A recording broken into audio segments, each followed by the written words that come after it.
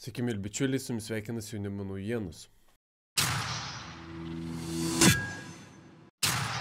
Liublianos parlamentas priėmė įstatymą panaikinti visas baudas už populiariausias ligos taisyklių pažeidimus. Bylos dėl tokių pažeidimų nutraukiamos, o išieškotos baudos bus grąžintos. Teisingumo ministrė pabrėžė, kad šiuo įstatymu valstybė prisiima moralinę atsakomybę. Tai bus atitaisytos skriaudos padarytos piliečiams piktnaudžiant baudžiamąją teisę ir antikonstituciškai bei pernelyg kišantis į žmogaus teisės, sakė ji. Tegul tai būna pamoka mums visiems, kad tai daugiau niekada nepasikartotų, pridūrė ji.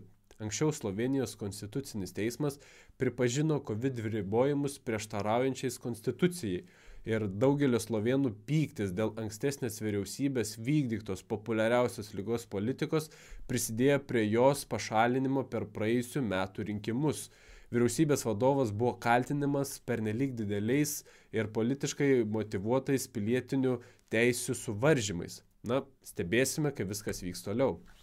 Iki.